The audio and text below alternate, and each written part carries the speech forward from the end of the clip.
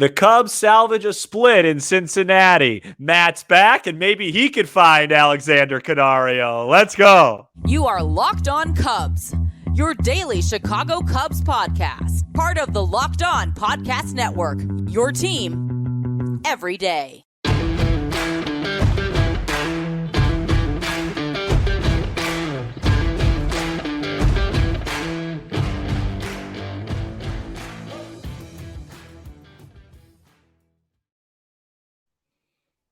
Hello, Cubs fans. Alongside Sam Olber, I'm Matt Cozy, and we are Locked On Cubs, part of the Locked On Podcast Network, your team every day. Thank you to all our everydayers who listen or watch us all year long, from the regular season to the off season, and right now, the push for the playoffs. Sam and I are lifelong fans, taking our passion into discussion with you on all things Cubs. Cubs split the series with the Reds over the weekend, decisive wins in Game 1 of Friday's doubleheader and Sunday's series finale.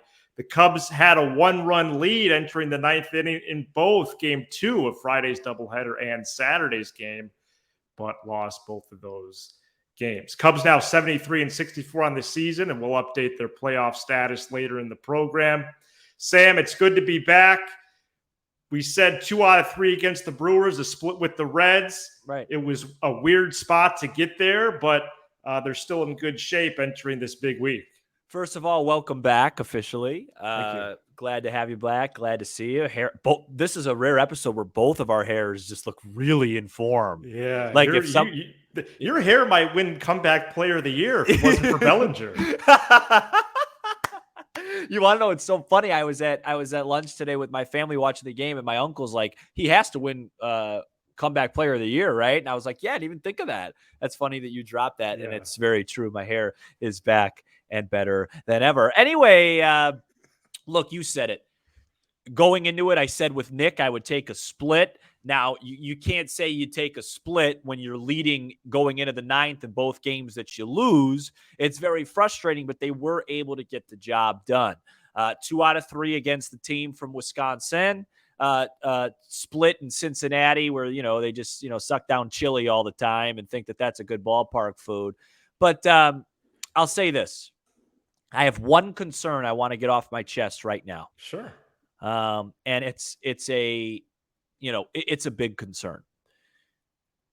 I guess because of all the one-run games they've played, and they've won most of them up until this weekend, I am concerned about the physical and mental stamina of Adbert Alzolay and Mark Leiter Jr. particularly, especially with Michael Fulmer on the IL. Now, I understand the offense did not perform in games 2 and 3 of those games. I'm fully aware of that. I'm not blaming those guys for the losses. They each had bad outings. It happens.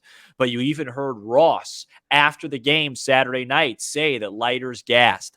Alzolay, I would say his last 3 or 4 outings, at least 2 of them, his stuff has looked a little flat. And it's this very weird conundrum, Matt, where the Cubs are playing meaningful games. They're not going to stop. So you can't really get those guys a break, but you might need to get them a break if you want them to be at their best and be able to make a deep run. I'm curious to hear your thoughts on that. That was really my big takeaway of the weekend. Otherwise, they had a little bit of an offensive lull this week overall and then broke out on Sunday. Hopefully it's not one of those, one-off things and they build it into this week. But I'm just nervous about the pen and those 2 guys particularly. Yeah, of course, I'm so thankful for the way that this season has went after the ups and downs. Right. And, but there's still some things to address and maybe even some frustration. Yeah. And one of them is the Canario and Greene, which we're going to get to next segment. But who? But the bullpen, the bullpen is one. Yeah. Because David Ross said after the game that Leiter was gassed, like you said. And Alzolay didn't pitch. He was in his gym shoes Saturday, right? Well, yeah. If they need a break, then they should get a break. Right. Leiter was missing up from pitch 1. No, he's no splitter. A splitter up doesn't work. No. A changeup up doesn't work. Unless it's Swanson. So if those guys are tired, then put them in their gym shoes and see what happens with a Greene or a Palencia or somebody. Right. But the bullpen is officially taxed. Yeah. They are. Right. But aren't you going to play close games in the playoffs? Oh, yeah. It's going to be a grind. I understand that, you should score off, Lyndon Richardson. You should score off, whoever these dudes are. And that's going to be different in the postseason against the big guns of the Phillies or the Giants or the Brewers or whoever. But you are going to have to win close games. And when you enter the ninth inning with the lead and exit with the loss, that's tough. And that needs to be able to find a solution as much as it can. Unfortunate the bullpen is taxed, but that's a byproduct of them making their dramatic comeback to the whole year. 100%. So figure it out. Yeah. And let's trust the people that are on the roster, because you have 28 people on the roster. Right. I understand David Ross wants to play with 24 or 25, and we'll get to that again in next segment. Yeah. But use the people you have, try it out, hope for the best.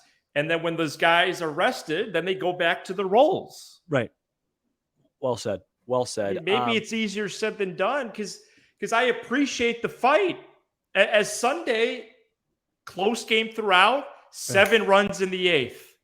Yeah, and let's get to that a little bit. To swing it positively, I thought the best at bat of this game, and it wasn't even close for me. First of all, we're going to probably get on Ross in a bit here, so I'd like to give him a little credit. He's using Madrigal the right way. It took a while, but he's being used. That pinch hit appearance for him was he started the game, but that was just a really, even the last 2 games he hasn't delivered. He's using when you need a single, hit Nick Madrigal. And it's very good. But I just want to highlight this because we've been hard on him all season, and he deserves credit. I think it was 5-4 in the 7th. Horner doubled with 2 outs. And Ian Happ put together one of his best at bats, I thought, of the season to tie that baseball game. Yeah. It was an 8, 9, 10 pitch at bat. And then he was getting all cutters and high, hard stuff from, I think, Jabot. I think that's how you pronounce his name. And then he went off speed. Happ was able to, his whole body was forward, kept the hands back, and just such a lovely piece of hitting out to short left field to tie the game. And when that ball touched grass, I felt like we were going to win that baseball game. Mm-hmm. And then Madrigal got the big 2-run hit off Diaz, and that was it. But I wanted to give Happ credit because he had a big series, as he always does, back where he played his college ball in Cincinnati, and right. I thought that was a huge moment in the game. And this was a huge game. I mean, if they lost on Sunday, the Reds would be 1 back. And by the way, as we are recording, it looks like San Fran's going to lose. Oh, good. And Arizona's going to lose. Wow. So we're going to kind of flex our muscles. And by the way, I know we're not going to do Giant stuff today, but, that game's still going on. And they got a game in Chicago at 1:20. They're in San Diego. They were down 4-0 entering the 9th, so they tied it or something? Oh, is it over? Is that what you're saying? Yeah, I thought you were insinuating the game was still going. Oh, no, you're right. It's 8. You're right. I'm sorry. The game is over. 4-0. But still, by the time they get here, we're probably talking midnight at the earliest. Oh, I got you. Yeah. Oh, yeah. For sure. Yeah, and then they got a 120 contest. And then a 120, which is, to them is 11. I mean, they're going to be all off kilter. Right. Who knows? I wonder if Webb flew ahead. Right, yeah, Logan Webb. So. We should jump on them on Monday. Speaking of the rotation, there was plenty of rotation questions, Sam, for the Cubs. And I have to say, those have officially been answered. I guess I've used the word official about 3 times already. You're a little rusty. But those have been calmed, haven't they, by Javier Assad and Jordan Wicks? Assad was a major highlight of the weekend. 8 shutout innings on Saturday, and Wicks went 5 strong Friday in his second big league start. These guys are a joy to watch. What I've learned is any single time I highlight something of a concern, it's gone. Okay. On this show. No, but seriously. it was one though. It was one, and now when Steele, Hendricks, Wicks, and Assad take the mound, you might as well just give me like a like a nice cold regular beverage of Coke or something, and let me have a bag of chips with a hamburger and just relax and watch this game. Because Absolutely, these guys are in total command. Now, Tyone, we could talk a different time. It might be time for him to lose his job, but the other four guys have really formulated some sort of rhythm. And Stroman, it sounds like he's throwing right now. Major story. He is throwing a bullpen Monday. Yeah. So if he's back, let's say in 2 weeks, that's crazy, man. And then you get even if you get 75% of Stroman with the way Assad, Hendricks, Steele, and Wicks are throwing, all of a sudden the biggest concern turns into your biggest asset, which is why I probably shouldn't have this show. And if you have more starting depth, then you knock some dudes down that could maybe produce more in the bullpen. Well, speaking of the bullpen, Wisniewski was a highlight on Friday, throwing 99. No, against righties in the pen. No, Wisniewski needs to be used better, because when he's used in those short bursts, when he could max out, exactly. That was spring Wisniewski. That was the guy that this show fell in love with in March. Yeah. 98, 99, nasty slider. Yeah. Looked like he actually wanted to be out there instead of being, making me nervous every 2 seconds. Right. I mean, he was exceptional. That he was going to be the highlight of that game. I was going to do a Twitter thing if they held on, but then your buddy Nick Martini ended that. Former high school teammate Nick Martini led off for the Reds on Sunday. He's only been up for a week and a half, and he's hitting the ball better than Ellie De La Cruz. I'll tell you that. Whiff. Yeah, he struggles.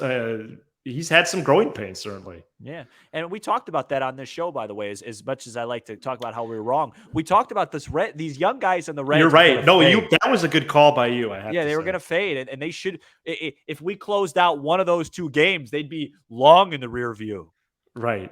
And, it'd be nice to know if Alexander Canario would have growing pains, but you can't find out unless you play.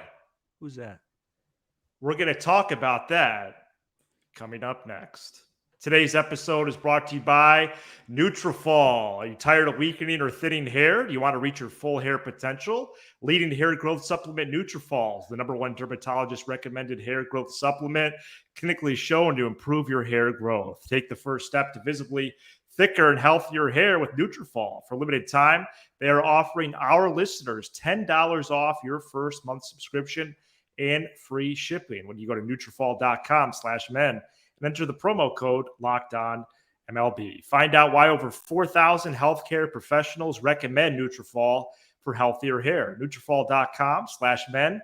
That's spelled Nutrafol.com/men and enter promo code LOCKEDONMLB for Nutrafol today.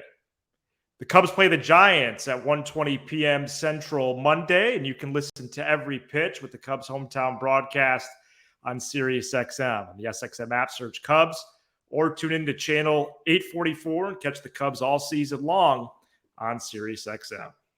I still got it with the live reads. Cubs promoted Alexander Canario and Shane Greene. Feels great to have you back, man. As really the first September call-ups. And the Cubs played 36 innings over the weekend. 18 of those innings were on the same day. Shane Greene pitched the final inning of the weekend. Literally, he pitched an inning 36 with the Cubs up a bunch. And Canario didn't even play. Not a defensive appearance, not a pinch hit, not as a pinch runner. Why were these dudes called up? Not as the bat boy. If they don't, I mean, I don't even play for 36 innings. No, but did they even pan to him one time in the dugout? Was he even there? They didn't pan to him one time. I don't know what he looks like, respectfully. I have no idea if he even made the trip. Oh, now that's some theories right there. No, I'm just saying, I didn't even see the guy. I know. And what's more embarrassing for me and us... He was the hottest hitter in the minors. No, we did a whole show for him on Friday. Right. So he was in the thumbnail. We did a whole segment. Then we did a mini segment on Greene starting. I've never provided that much false information to our listeners. And by the way, I'm in a comedy mode right now, but I'm being serious. I apologize to our listeners. I mean, what a waste of their time. They heard all this stuff about Canario and Shane Greene, and they're, people that don't watch, because there are people that watch us more than they watch the Cubs. They watch us to get the Cubs report, right? I've actually read a couple comments recently where they can't get the Cubs and just watch us. Yeah, so they just watch us and are probably like, "What is Sam losing it? Where is it? Who is this Canario? What we got us excited about this guy facing lefties, and he didn't even Really have one plate appearance. Ridiculous. I have to assume that it is ridiculous. No, something must have been missed there. There must have been some sort of, maybe they didn't want to report it and he came in battling a little hammy or something. How can you bring up a guy? The whole point why you bring up a guy like that is, as I talked about Friday, you're trying to catch lightning in a bottle. Well, the bottle's emptied. He just sat for 4 days. Now he's not hot anymore. No, it's gone. I mean, what in the heck is going on? No, it's an embarrassment by Hoyer and Ross. We have to. There's no other way to put it. Ross didn't even give this player a chance. He said that he was probably at the back end of the depth chart. Well, but then here's the thing. On Saturday, they got killed again by Abbott, and they had Wisdom and Morel. 8-9. These guys the same stuff. And these guys haven't hit lefties. Since when? Since, I gotta say, and with all due respect, Jimmy Carter was in office. Okay. You know what I mean? Yes. And it's just, JC. Jimmy Carter has his, didn't have a great run, but the thing about it is, it was a long time ago. Okay. And that was the last time Wisdom and Morel really looked comfortable against left-handers. And then you bring up this on fire young prospect to give this team a jolt. And I had a really busy weekend, family in town. I didn't get a chance to watch Saturday's game. I was game casting. Right. At the dinner table. I know. I almost felt confusion. I thought like I might have needed cataracts. Maybe I was reading Candelario versus Canario wrong. I thought about that at one point too. Are is that like a misspell? Right. And this poor kid, he probably had his whole family there. Well, they didn't pan to them either. I don't even know if this guy exists. Honestly, I don't know what he looks like. Who brings up a guy and makes a huge headline? I think Jesse Rogers reported it first. Is that right? Yeah, I think he did. Both of promotions. So when Rogers gets ahead on that's a big story. It wasn't like it was one of these under the rug promotions like when Mastroboni got more ABs than him. Well, he doesn't play either. And it was a nice sack bunt, by the way. Make Diaz throw that ball away. No, man, it was weird. I'm so happy the Cubs are alive and well. But one thing we'll have to revisit in the offseason is just some of these moves are just really perplexing. Yeah, it's happened all year long. I have no idea what's going on. And so it's clear then that these are the first September call-ups. I think that Canario and Greene are going to go down soon. Greene, the short stint until Boxberger and Hughes possibly return, and or Ben Brown gets a chance. All three of those guys are bouncing back from injury. Yeah. Although I will say, even if this, there's a second or even third round of call-ups, I would be surprised if Pete Pro Armstrong comes up as just a contributor, because Canario didn't even contribute. And, I get PCA can help defensively in base running, but I guess I thought he was almost a gimme at some point this month, but now I'm not so sure after this debacle. Yeah, I wonder how much of that has to do with him cooling off too. He's cooled off in AAA. But you would just think even Mastro for PCA's faster. Yeah. You know what I mean? From that regard, but I don't know. Or PCA for Wisdom, because Mastro's a good base runner too. Yeah, I agree. Hunter, so. And it was fascinating because I thought Talkman was really getting close for PCA coming up for him and just hitting leadoff, and then he had a 4-hit game Sunday. Yep, he played well over the weekend. That should buy him some time. But yeah, it was very odd. The Shane Greene thing was odd because I was reading he was kind of throwing the ball pretty well. He was. And then all of a sudden, Quas. That's weird. It's just a who's who with these guys. Or Saturday night's game, Greene could have pitched. I've never seen a He's team. closed before. I've never seen a season with more roster combinations, more lineup combination, more bodies. And I can't believe Patrick Wisdom has made it through. Yeah, there was a couple times where you thought it was close. And I like Patrick Wisdom. I'm not rooting for the guy to get cut. It's just so funny that it's like over 110 lineups this year. It's just, and it feels like that. Right. It does. It does. I mean, I could, if you were to tell me right now, guess the lineup for Monday against Logan Webb.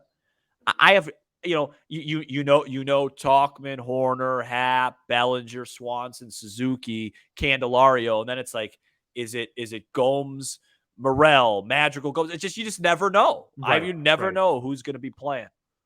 All right, let's preview that game and go over the rest of the playoff picture coming up next. But first, this episode is brought to you by Sleeper. Your fantasy baseball team may be out of it, but there's a great way to continue playing fantasy. My team's been out of it for a while.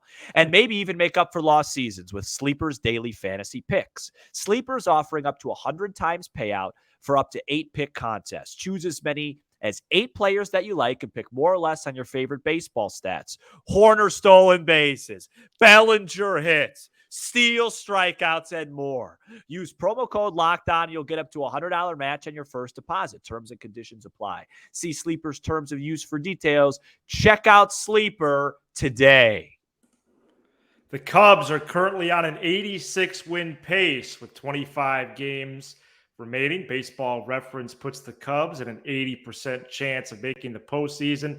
Fangraphs has the Cubs at 76. These are the highest odds the Cubs have had so far, in part because the Cubs continue to play well and there are fewer games left. And Sam, it's also because they control their own destiny. Yeah, and I'm glad we're talking playoffs and stuff because there's a couple interesting things I want to tackle here. Okay. The Cubs are in a really nice spot. And if they win 2 out of 3 against San Fran and split in Arizona, they're going to be in a really nice spot in terms of making the playoffs. Now, that's the goal.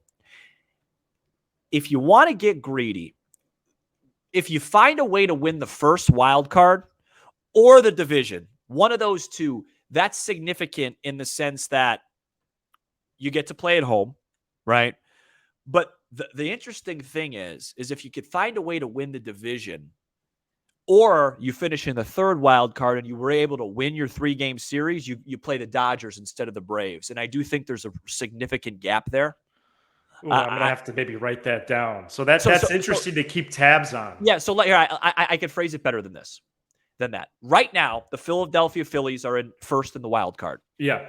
They would be slated to play us, the Chicago Cubs, because we're the second wild card. In Philly. Yeah, in Philly. Whereas the Brewers right now would play whoever the third wild card is, okay? Mm-hmm. The winner of Cubs-Phillies, who personally, by the way, I think those are the 2 most dangerous wild card teams, or teams playing the first round, they play the Braves. Okay. The Brewers, because they're the higher seed, they would win the division. If they win, they'd play the Dodgers. I think the Cubs, and again, I'm thinking ahead. I'm just saying, I think the Cubs could really give the Dodgers problems in a 5-game series. I just don't see it with Atlanta. So the point is keep winning and keep an eye on those Phillies. Keep an eye on those Brewers. I think the Cubs are what? They're 3.5 out of the division. I wonder how many back. I'll look right now while you talk, but I think they're only 2.5 back of Philadelphia. But Philadelphia, they're only 2.5 back. Yeah, and Philly has the tie break. So, that's something to think about. But yeah, they control their own destiny as long as they just keep finding ways to win. I can't wait for Monday's game. Webb Steele. It's a great matchup. Webb works quick, a lot of balls on the ground. Yeah, then Hendricks Tuesday and Wicks Wednesday. Giants haven't named their starters for those games. They do a lot of openers. Yeah, they've been shorthanded in the rotation most of the year. And packed week. You're not going to get an off day until the week after this one, I believe on a Wednesday or Thursday. Yeah, they need an off day. Man. So where do they go after Arizona? Is it Coors? Yeah. Ugh. Monday, Tuesday, Wednesday, Thursday off day. Oh boy, you wish you had that off day before going to that park where you're going to give up 20. Every game is going to be 19-12. Yeah, their Rockies are really bad. So get a normal stadium. So first part of the 14-game stretch, the Cubs went 4-3. 4-3. Yep. They got 7 games this week. 4-3 again, baby. 4-3 again at minimum. Monday, yes. big tone center. And I'm going to say this one more time. If Steele goes out there and dominates this team and moves to 16-3, and people keep telling me, my gambling friends say he's got no shot to win the Cy Young. Wow. Well, let me tell you this, that I don't care who wins it. For sure. Okay? I don't care. Strider with his 3.5 ERA. So what if he strikes out everybody? Blake Snell. Yeah, Snell. Great. The Padres shouldn't be allowed to have an award winner. They're an embarrassment. They are. They were a debacle this season. Steele on the mound, 120. I'll be doing some work on Labor Day, but I'm going to have that game on, and I will be going live after the final out or close to it. Thank you so much for checking out this edition of Locked On Cubs. We are here each and every weekday talking all things Cubs. Be sure to hit subscribe on YouTube and hit follow on Apple and Spotify. We're also streaming on SiriusXM. Good to be back. Good to enjoy a Cubs playoff push. He's Sam Olber. I'm Matt Cozy, and we are Locked On Cubs.